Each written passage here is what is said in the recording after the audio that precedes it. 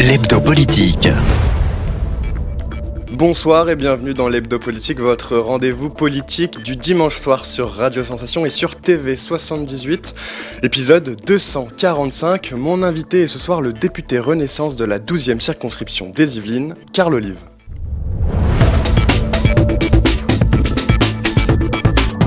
L'hebdo politique.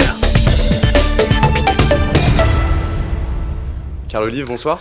Bonsoir Corentin Alonso. Vous êtes député Renaissance donc de la 12e circonscription des Yvelines, 6 ans au pouvoir. Le 7 mai 2017, Emmanuel Macron était élu président de la République. Depuis le premier instant de ces 6 années, je tâche à la responsabilité qui est la mienne et dans la fonction que vous m'avez confiée d'œuvrer au service de tous les Français, de nos enfants et de l'intérêt général, a écrit le président dans un courrier adressé aux Français qui ont voté pour lui. Alors le premier quinquennat a été rythmé par de nombreuses crises, affaire Benalla, mouvement des Gilets jaunes, première manifestation contre la première tentative de la réforme des retraites, crise du Covid ensuite, puis cette guerre en Ukraine et cette contestation sociale qui se poursuit encore sur la réforme des retraites. Quel bilan faites-vous, vous, de ces 6 années au pouvoir et du chemin parcouru donc par la majorité présidentielle ?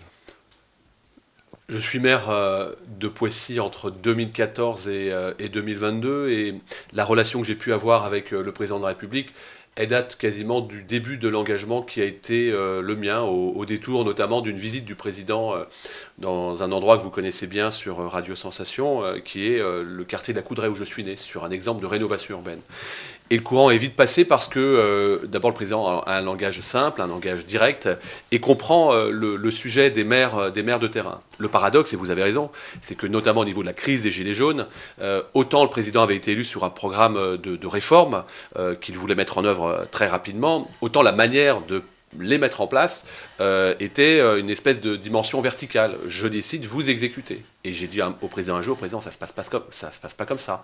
Venez voir celles et ceux qui sont aux prises avec la réalité. Il y avait un problème de méthode au début, notamment. Oui, on sait qu'il avait eu des relations un peu compliquées avec les maires, notamment, et l'AMF. Oui, enfin, je ne parle pas de l'AMF qui est depuis devenu un peu plus un syndicat de bon sens et qui est resté un syndicat politique avant l'arrivée de David Lisnard. Mais j'avais dit au président, il faut s'appuyer sur celles et ceux qui sont en prise directe avec la réalité du terrain, c'est-à-dire les maires, et donc partir du terrain. Et c'est ça qui m'a plu, chez lui.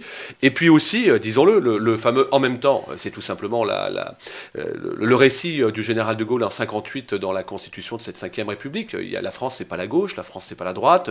Il y a deux courants. Le courant de la réforme et le courant du devoir et de la tradition. C'est ce qui m'a séduit chez le président.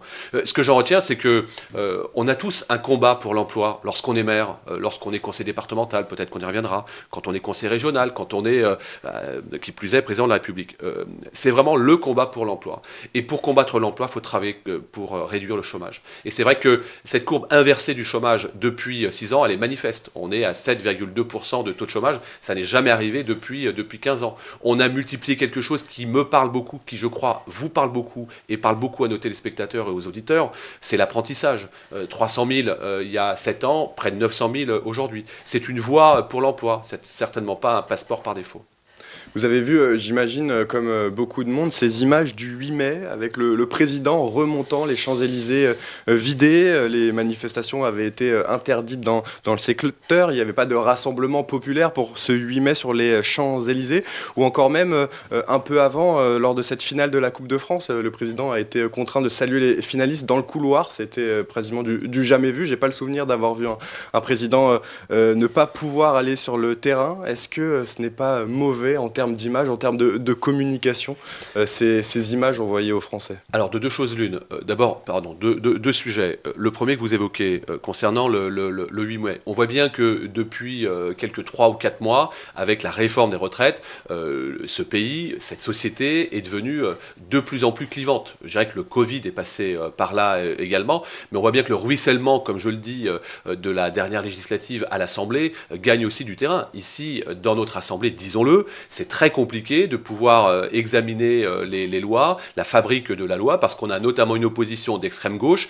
qui nous empêche, qui provoque, qui insulte, qui injurie parfois. Et je le dis, ça ruisselle aussi sur le terrain. Maintenant, évidemment que tout n'est pas parfait. Évidemment que cette réforme des retraites, elle a été mal embouchée dès le départ. Il aurait fallu passer plus de temps, je reviens sur ce que j'ai sur les maires, auprès des Français pour prendre un peu plus de, comme je dis, de bourre-pif dans le rugby, d'être à portée de baffe, comme le dit le président Larcher, ce qui permet la confrontation. Mais pour avoir accompagné le président de la République, par exemple, dans le Bas-Rhin, tout ce qui concerne les casseronades, comme on dit, ou les casserolades, tout ça est orchestré, savamment orchestré par l'extrême gauche, Et les syndicats d'extrême gauche. Je ne parle pas de la CFDT, je parle de la CGT. Et c'est pas ça la France. Il y a une France aussi silencieuse, qui n'est pas forcément d'accord avec le président, qui parfois l'est, et qui fait qu'on peut échanger avec lui. Donc je peux comprendre, alors c'est un excès, mais je suis frustré, moi comme vous, de voir les Champs-Élysées vides au moment du passage du président. Je fais une différenciation, Corentin Alonso, sur le Stade de France, parce que j'y étais. Qui a remis au goût du jour le fait que le président aille saluer les joueurs? C'est le président Macron, dès son élection en 2017. Ça ne s'était pas fait depuis des événements avec le président Hollande et également le président Sarkozy.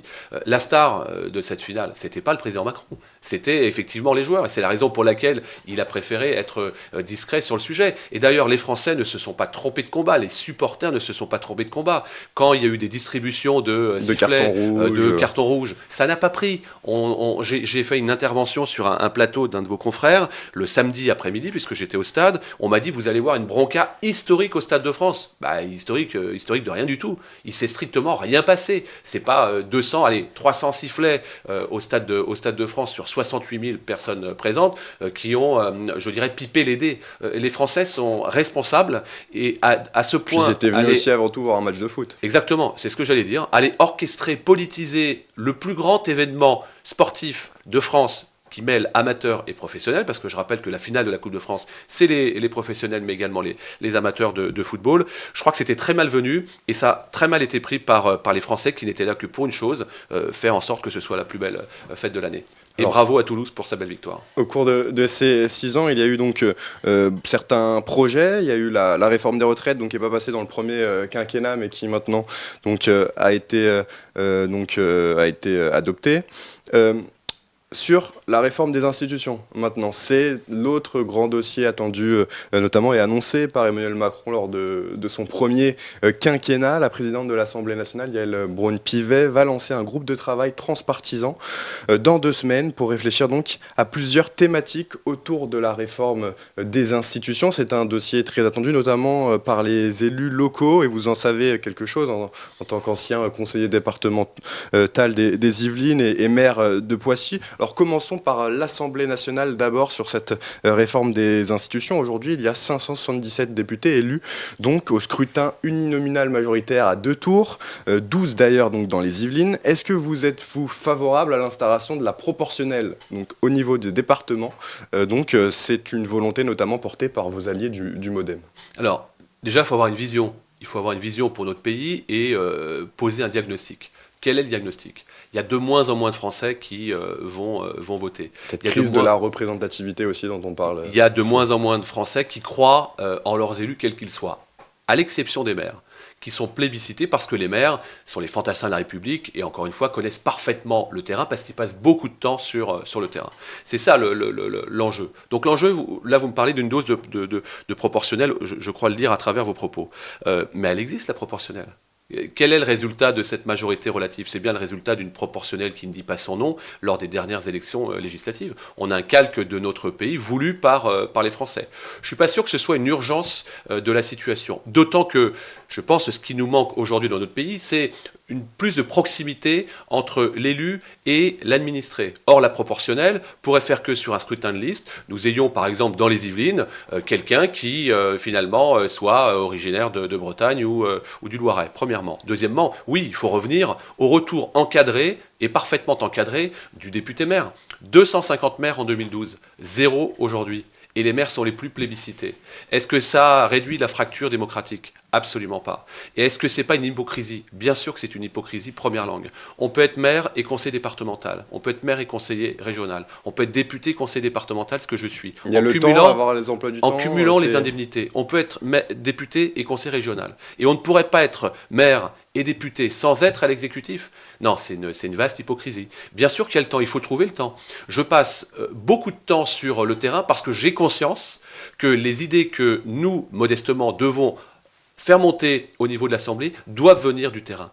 Donc le concours Lépine de celui qui va être le plus présent à l'Assemblée, très peu pour moi. Je pense que, en revanche, je fais partie modestement d'un de ceux, des collègues, des 577 collègues députés, à passer beaucoup de temps sur le terrain, parce que c'est pour moi le sérum de vérité. Alors aujourd'hui, la question qui se pose sur cette réforme des institutions pour le non-cumul des mandats que vous évoquez, c'est où est-ce qu'on fixe le seuil ? Est-ce qu'on peut être député et maire d'une petite ville, député et maire d'une ville moyenne, député et maire d'une grande ville ? Quel est votre avis là-dessus ? D'abord, disons que le président de la République et le président du Sénat, Gérard Larcher, sont en phase sur le fait de pouvoir réintroduire ce cumul encadré de députés maires ou de sénateurs maires. Ça, c'est quand même important, c'est la première chose. L'information que je vous donne, c'est que cette réforme des institutions n'interviendra pas avant les prochaines élections sénatoriales CQFD. Donc, c'est pour la fin d'année. Et merci. Qui auront lieu en septembre, les élections sénatoriales. Bravo à Yaël Braun-Pivet, notre présidente de l'Assemblée nationale, de mettre en route ce sujet dont on évoque au quotidien les contours avec les collègues maires, typiquement dans la 12e circonscription, 23 communes, tous les mois je réunis les maires. Il n'y a pas une seule réunion, je le dis, alors vous ne le voyez pas, mais devant mon attaché parlementaire Julien Di Maggio, où on ne nous parle pas du retour du cumul des députés maires. Seuil ou pas seuil, il faudra cheminer. Moi, je ne suis pas omniscient sur le sujet. Et les cercles de réflexion mis en place, notamment par Yaël Braun-Pivet, et puisque nous allons remonter comme contribution, notamment avec mes amis Génération Terrain, dont, comme vous le savez, je suis président, feront leur œuvre. Et puis, c'est comme ça que nous devons cheminer, me semble, à l'instar de ce qu'on aimerait faire à l'Assemblée nationale. Sur la table également, la réforme du conseiller territorial. C'est un sujet qui revient souvent. Donc les conseillers départementaux, si cette réforme est appliquée, siégeraient également dans le conseil régional. Certains ont peur que les régions deviennent des organes de représentation des intérêts départementaux qui peuvent être parfois divergents. Est-ce que vous pensez que ça pourrait être le cas aussi ? Un peu la même chose que vous venez de faire. C'est-à-dire que vous m'avez posé une question, je ne l'ai même pas comprise. Mais vous avez complètement raison. Mais c'est tellement compliqué dans ce pays. Commençons par rendre les choses un petit peu simples. Est-ce que la compétence du conseil départemental, qui consiste à gérer les collèges, la compétence des lycées, de la région, qui consiste à gérer les lycées, ne pourrait pas être mutualisée ? Est-ce que pendant le Covid, il était, je dirais, cohérent que le matin, j'aille distribuer des masques, puisque j'étais conseiller départemental dans les collèges, et que l'après-midi, ma collègue et amie Alexandra Dublanche, conseillère régionale d'Île-de-France, fasse la même chose dans les lycées de la ville de Poissy. Vous voyez qu'il y a quelque chose qui doit être un petit peu simplifié. Cette idée, elle vient de, rendons à Nicolas Sarkozy ce qui lui appartient, elle vient de Nicolas Sarkozy. C'était pour, en fait, simplifier, mutualiser les ressources et les moyens.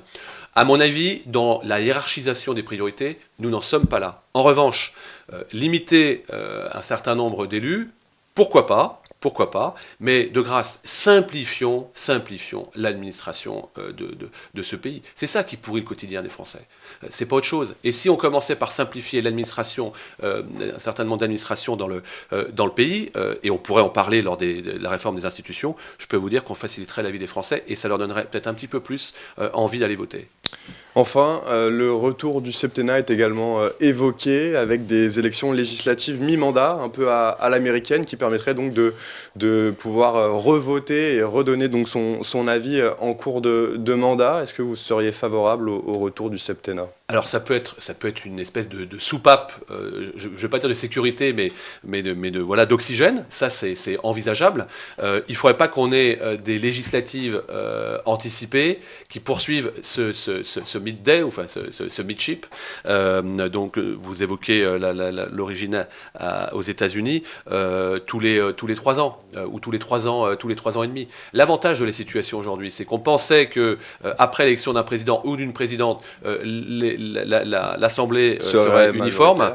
La vérité, c'est que non. Et les Français sont pas dupes. On peut voter pour un président ou une présidente à la présidence de la République, mais ne pas lui donner une majorité. Et pas lui donner un chèque en blanc. Et moi, je trouve que c'est plutôt cohérent, à une condition, c'est qu'on puisse travailler pour le pays et pas simplement pour les partis. Parce que aujourd'hui, c'est quand même très compliqué de pouvoir faire avancer les lois dans ce pays parce qu'on a de l'obstruction, de la provocation, des insultes, je le disais tout à l'heure. Je pense qu'il faut on doit tous être exemplaires. Et je nous mets également, nous, ça nous arrive aussi de dire des bêtises, et il faut les reconnaître, il faut s'excuser et repartir de bon pied. L'hebdo politique.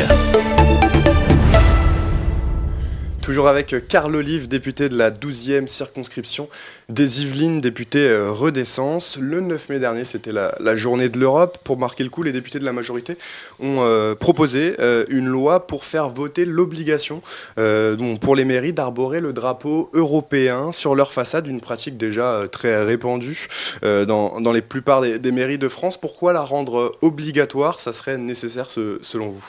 Je pense qu'il faut que, entre guillemets, les règles soient les mêmes dans les 35 000 communes de notre beau pays. Et vous le disiez, Corentin, à juste titre, certains n'ont pas attendu, et un certain nombre de maires n'ont pas attendu de placer le drapeau européen adossé à la France. Vous l'aviez placé, vous, à Poissy? Bien sûr. Et depuis de longue date, il a toujours été présent dans mon bureau à partir de 2014, comme il l'est dans le bureau de Sandrine Bernaud dos Santos, qui a pris le relais à la ville de Poissy avec Maestria. Non, je pense qu'il faut qu'on soit conscient que nous faisons aujourd'hui partie d'un continent qui est un continent fort, à une condition, c'est qu'on travaille ensemble, pas chacun dans son couloir. Je dis souvent que seul on va plus vite et qu'ensemble on va plus loin. On va plus loin parce que l'Europe est là. Donc il faut une France forte dans une Europe engagée.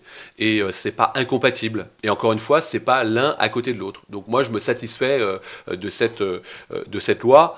Si je devais prendre un tout petit peu de recul, je me dis quand même, il faut en arriver là pour imposer un certain nombre de choses. Ben oui, parce que, y compris certains édiles, sans les nommer, font parfois aussi de l'obstruction à l'endroit de l'Europe, simplement par dogmatisme. Et on a appris aussi qu'Emmanuel Macron a été invité du 2 au 4 juillet pour une visite d'État en Allemagne. Il s'agira de la première visite d'État d'un président français donc en Allemagne depuis 2000, a souligné l'Élysée. Une visite qui se déroulera donc l'année des 60 ans du traité de l'Élysée. On a célébré le 8 mai justement la victoire sur l'Allemagne nazie. C'est important aussi de célébrer cette paix franco-allemande et cette relation franco-allemande 60 ans après avec ce traité de l'Élysée. À qui le dites-vous? À Poissy, nous sommes jumelés avec une ville allemande qui est la ville de Pirmasens, qui est une ville qui est près de la frontière française. C'est extraordinaire, ce qu'avait voulu notamment le général de Gaulle, de pacifier les relations entre la France et l'Allemagne. Il fallait avoir envie, avec le chancelier Konrad Adenauer, de pouvoir le mettre en place. C'est ça l'origine des jumelages. Et c'est ça aussi la fraternité entre la France et l'Allemagne. L'Europe, c'est deux moteurs, c'est la France et l'Allemagne. Et je dirais que cette combinaison hybride, agrémentée évidemment de forts soutiens, je pense à nos amis espagnols, à nos amis portugais, nos amis italiens, de pouvoir construire et de pouvoir continuer à faire en sorte que la résilience, ça soit une résilience au quotidien. Et j'insiste là-dessus, sur cette question, Corentin, que vous me posez entre la France et l'Allemagne, parce que le devoir de transmission est pour moi très important. On ne peut pas comprendre ce pays, on ne peut pas avancer dans ce pays si on oublie les origines, les épisodes qui malheureusement ont causé des cicatrices qui sont des cicatrices à vie. Et le dernier exemple, l'hommage à Jean Moulin, le père du CNR, est pour moi une très belle initiative. Et dans le même temps, à Poissy, il y a une quinzaine de jours maintenant, il y a eu cette commémoration comme j'ai pu la vivre à Orgeval, à Crépierre. Et c'est formidable parce que c'est intergénérationnel. Et il faut absolument continuer ce devoir de transmission. J'aimerais, Carl Olive, maintenant qu'on évoque un autre dossier d'actualité, la situation à Mayotte, où l'opération Wambouchou se poursuit pour lutter contre l'immigration illégale et la délinquance dans le 101e département français. Le président des Comores, Azali Assoumani, a une nouvelle fois réaffirmé la souveraineté des Comores sur Mayotte et que c'est la France qui est responsable, voire coupable de ce qui s'y passe. Alors que représente Mayotte pour vous, élu des Yvelines? On a vu les Mahorais clamer encore et encore leur amour pour la France et leur envie d'être français récemment. Alors moi, je ne veux pas vous parler du président des Comores, je veux plutôt vous parler effectivement des Mahorais, qui sont des Français à part entière. C'est notre 101e département depuis 1841. Je crois que le plus bel hommage que j'ai entendu ces dernières semaines, c'est celui de ma collègue Lyotte, Estelle Youssoufa, qui explique que les Mahorais se sont battus pour être français et que le cœur de la France vibre au quotidien à Mayotte et qu'il faut absolument en avoir conscience. Et c'est vrai que la distance fait parfois loin des yeux, loin du cœur.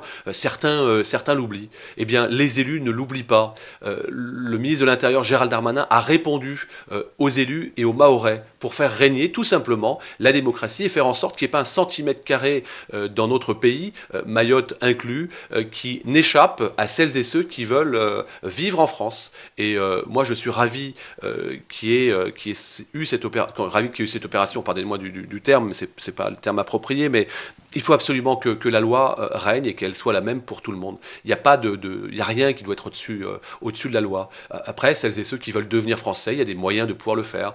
Mais je dirais que l'immigration, dans cet endroit, et on pourra peut-être en reparler, doit être vue, je dirais, comme une digue pour qu'il n'y ait pas d'obstacles et surtout qu'il n'y ait pas une expansion de celles et ceux qui finalement n'ont rien à faire sur un territoire, non pas qu'ils n'y soient pas les bienvenus, mais ce n'est pas leur territoire tel que vous avez pu le signifier que le président des Comores.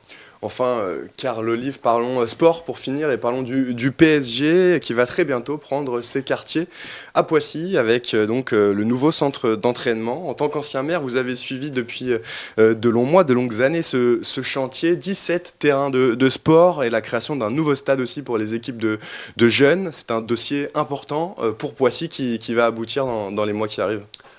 Je dirais que c'est un dossier important pour le territoire, pour les Yvelines, parce que le Paris Saint-Germain a failli quitter les Yvelines. Il cherchait une surface digne des ambitions du Paris Saint-Germain, et si ça n'avait pas été le cas, il aurait quitté vraisemblablement le département de Source-Sûre. Oui, c'est un totem, c'est formidable pour le territoire, c'est 500 emplois pendant la durée des travaux, c'est 350 millions d'euros d'investis par la gouvernance du Paris Saint-Germain, c'est 17 terrains, c'est le football, c'est le hand, c'est le judo, c'est une clinique, ce sera 2 hôtels. Et l'information que je vous donne presque en primeur, c'est que dans un mois, l'ouverture de la section professionnelle pour les professionnels. Et donc, à partir de la saison prochaine, les professionnels s'entraîneront ici à Poissy, comme les féminines, comme la préformation, comme la formation. Il y aura par exemple 15 classes qui seront dévolues à la formation des jeunes futurs professionnels du Paris Saint-Germain ici à Poissy. Et on est sur un cercle vertueux de l'économie locale. C'est important parce que c'est pas le Paris Saint-Germain qui vient s'installer sur 75 hectares. C'est le Paris Saint-Germain qui vient s'installer à Poissy, avec les communes limitrophes, avec le département, avec sa fondation, avec son association et une partie de la direction administrative du Paris Saint-Germain qui vient s'installer. C'est vraiment c'est formidable. C'est formidable pour l'emploi, je le disais, c'est notre premier combat. Dans la foulée, Porsche est venu s'installer, Alfa Romeo vient également s'installer, Stellantis indirectement vient installer un campus XXL. Pour Poissy, on est redevenu le premier bassin d'emploi, je continue à dire nous, vous voyez, comme si j'étais encore maire, et on est redevenu le premier bassin d'emploi de la vallée de Seine. Alors ça, c'est pour le centre d'entraînement, mais il y a aussi la question du stade, où les négociations avec la mairie de Paris sont très compliquées. Le club a déposé un dossier pour racheter le Stade de France, c'est l'option numéro 2. Autre possibilité aussi, la création d'un nouveau stade, d'une nouvelle enceinte. On parle de l'hippodrome de Saint-Cloud, et même certains évoquent aussi les Yvelines, et pourquoi pas Poissy, même si c'est l'hypothèse la moins probable. Où doit jouer le PSG selon vous? Le Parc des Princes reste... D'abord, on va rappeler que le berceau du Paris Saint-Germain, c'est la ville de Saint-Germain-en-Laye. Saint-Germain-en-Laye. Deuxièmement, le berceau sportif du PSG, c'est le Parc des Princes. Et s'il y a un choix à faire, il faut que ce soit au Parc des Princes. Et moi, j'aimerais que la ville de Paris, Madame Hidalgo, n'ait pas la mémoire qui flanche et se souvienne un tout petit peu d'où vient cette, renommée aussi de la ville de Paris au travers du Paris Saint-Germain. Mais le Paris Saint-Germain a eu raison de candidater pour le Stade de France, parce que si malheureusement, ça ne se faisait pas au Parc des Princes, même si, encore une fois, pour moi, le PSG doit jouer au Parc des Princes avec une rénovation qui pourra amener 20 000 places supplémentaires, alors il faudrait chercher un autre endroit. Et le Stade de France, entre guillemets, est en vente. C'est 600 millions d'euros. Il y a au moins 600 millions de rénovations si on veut en faire un joyau digne de ce nom. Donc le Paris Saint-Germain a eu raison. Et le Paris Saint-Germain a raison, encore une fois, de regarder un autre endroit. Je disais sous forme de boutade que si la ville de Poissy pouvait rendre service, c'est ce que je disais à l'époque pour le centre du PSG. La vérité, c'est qu'il y a d'autres secteurs qui sont privilégiés. Et peut-être également, vous avez raison, dans les Yvelines. Vous vous êtes rendu à Évry également, il n'y a pas très longtemps, pour aller saluer donc, ceux qui sont à l'origine du défi de la lucarne d'Evry, qui sera donc de retour dans les Yvelines. Vous l'avez annoncé sur une vidéo Twitter. Il y aura 10 dates organisées par le département des Yvelines pour que chacun puisse relever ce défi. Alors, est-ce qu'on a déjà une idée de quelle ville pourrait accueillir l'événement dans les mois qui arrivent ? D'abord, Corentin, si vous me le permettez, je voudrais quand même rappeler la genèse de cette initiative. Nadia Heck, qui est une collègue députée de Conflans, à l'époque ministre de la Ville, m'avait confié un rapport sur l'insertion des jeunes au travers du sport entre 12 et 17 ans dans ce qu'on appelle les QPV, les quartiers en politique de la ville. J'ai fait 200 auditions. Et parmi les auditions, je suis allé interviewer ces jeunes d'Evry pour leur lucarne. Le fait de taper dans le ballon, parce que je sais que j'ai un ami qui travaille chez vous qui s'appelle Franck Hédard, qui connaît très bien le football, taper dans le ballon comme un coup franc et mettre le ballon dans une petite lucarne dans un quartier, que vous avez d'ailleurs relevé dans un défi. immeuble. Moi, j'y suis allé d'abord pour écouter ces jeunes, voir quelle était leur idée derrière. Le fait est qu'ils ont fait un tour de France. Et le fait est que c'était une manière aussi de valoriser nos quartiers qui sont tellement stigmatisés.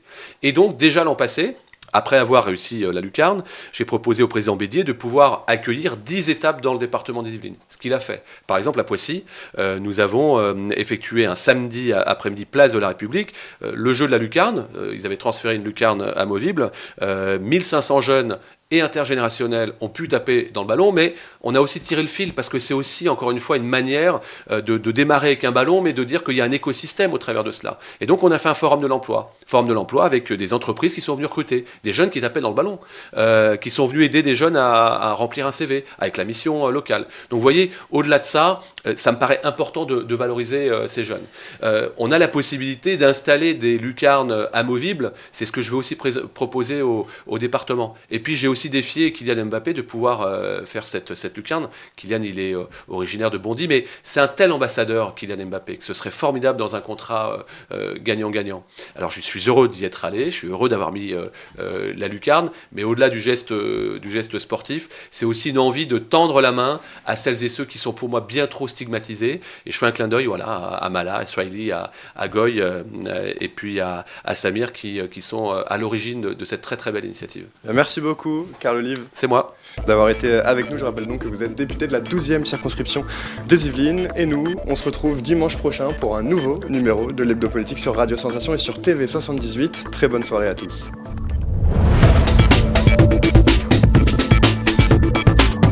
L'Hebdo Politique.